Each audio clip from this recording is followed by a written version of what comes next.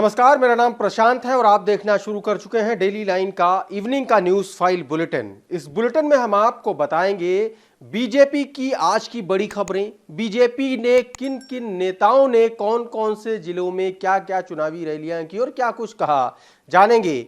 राहुल गांधी के नामांकन से पहले उन्होंने क्या कुछ कहा और वायनाड में रोड शो के दौरान क्या कहा, यह भी जानेंगे। लेकिन उससे पहले एक नजर डालते हैं आज की बड़ी खबरों पर।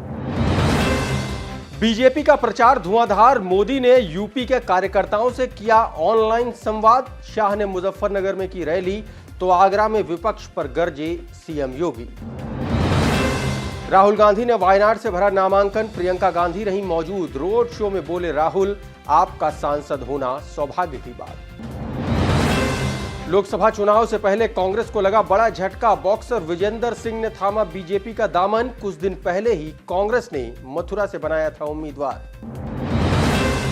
यूपी सिपाही भर्ती परीक्षा लीक मामले में एसटीएफ को मिली बड़ी कामयाबी, मास्टरमाइंड राजीव नयन मिश्रा को नोएडा से किया गया गिरफ्तार। आम आदमी पार्टी के लिए शराब नीति मामला बना जी का जंजाल, एडिशनल सॉलिसिटर जनरल ने हाई कोर्ट में दिया जवाब, कहा आपकी संपत्तियां करेंगे कुर्क। और अब बात करते हैं आज की बड़ी और अहम खबरों की विस्तार से।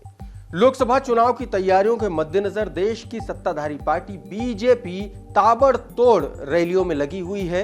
इसी कड़ी में यूपी के आगरा में आज पीएम मोदी ने कार्यकर्ताओं के साथ संवाद किया। इस दौरान पीएम मोदी ने विपक्षी पार्टियों के उम्मीदवार घोषित न होने पर तंज कसते हुए कहा कि आगरा में दूसरे दलों के प्रत्याशी मिल ही नहीं रहे हैं। आपको बता दें कि पीएम मोदी ने उत्तर प्रदेश में तीसरे चरण में होने वाले चुनाव के तहत आने वाली 10 लोकसभा सीटों के सभी 22,000 बूथों के कार्यकर्ताओं को नमो ऐप के माध्यम से आज संबोधित किया।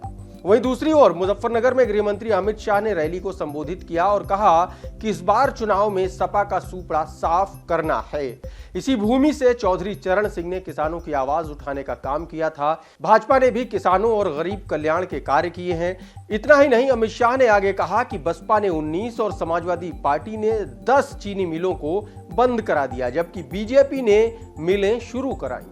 वहीं सीएम योगी ने आगरा में जनसभा को संबोधित करते हुए कहा कि क्या सपा कांग्रेस सुरक्षा का माहौल दे पाते? बेटियों और व्यापारियों को सुरक्षा देने का काम बीजेपी ने किया है। ये बात फतेहपुर सीकरी से ज्यादा कौन समझ सकता है। और अब बात करते हैं आज की एक और बड़ी खबर की। कांग्रेस नेता राहुल गांधी ने आज केरल की वायनाड लोकसभा सीट के लिए नामांकन कर दिया। इससे पहले उन्होंने रोड शो किया। इस दौरान उनकी बहन प्रियंका गांधी भी मौजूद रहीं। रोड शो के दौरान राहुल गांधी ने कहा कि आपका सांसद होना बड़े सौभाग्य की बात। वहीं इस सीट से उनके खिलाफ इंडिया गठबंधन में शामिल सीपीआई की एनी राजा चुनाव लड़ रही हैं। वहीं बीजेपी ने इस सीट से अपने प्रदेश अध्यक्ष सुरेंद्रन को चुनावी मैदान में उतारा है।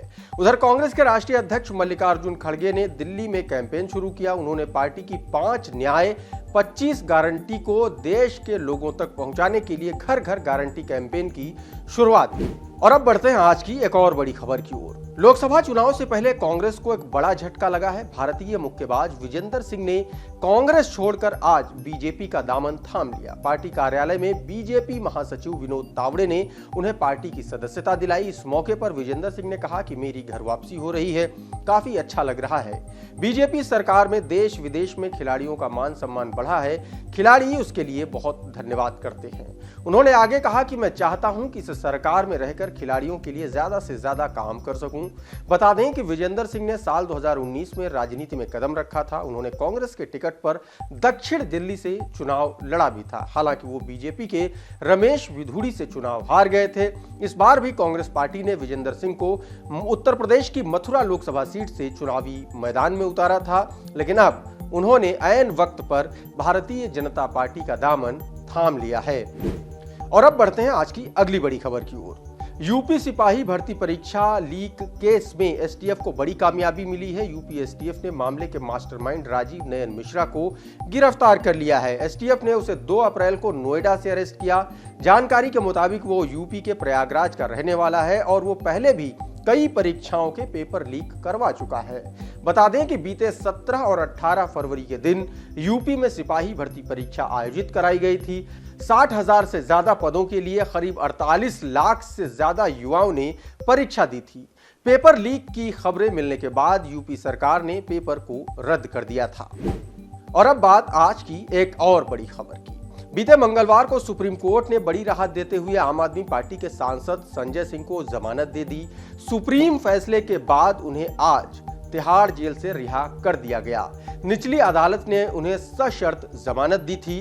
कोर्ट की ओर से जमानत के कुछ शर्तें रखी गई हैं। बता दें कि सुप्रीम कोर्ट ने बेल के जरिए निचली अदालत का रुख करने को कहा था। इसके साथ ही कुछ शर्तें भी रखी गई थी, जैसे केस को लेकर कोई टिप्पणी न करना, कहीं जाते वक्त लोकेशन शेयर करना, मीडिया से केस के बारे में कोई बात नहीं करना, बिना इजाजत दिल्ली एनसीआर छोड़कर और देश छोड़कर ना जाना जैसी शर्तें शामिल हैं। और अब बात आज की आखिरी बड़ी खबर की।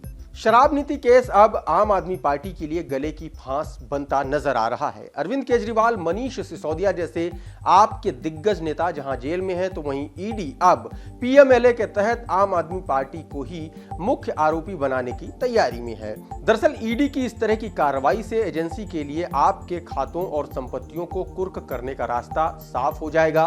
इसी मामले पर ईडी के एक वरिष्ठ अधिकारी ने कहा है कि कांग्रेस की तरह आपके भी बैंक खाते सीज किए जा सकते हैं। हालांकि दोनों ही मामलों में कारण अलग अलग हैं। ईडी के मुताबिक आप पीएमएलए के तहत एक आरोपी है और ऐसे में एक तय प्रोटोकॉल के हिसाब से कदम उठाते हुए एजेंसी पार्टी की संपत्ति और खातों को अटैच कर सकती है। यह गौर करने वाला है कि अगर ऐसा होता है तो विपक्षी इंडिया गठबंधन के दो बड़े दलों को आने वाले चुनाव में पैसों की तंगी से जूझना पड़ सकता है। आज के इवनिंग के इस न्यूज फाइल के बुलेटिन में फिलहाल इतना ही, लेकिन आप बने रहिए डेली लाइन के साथ।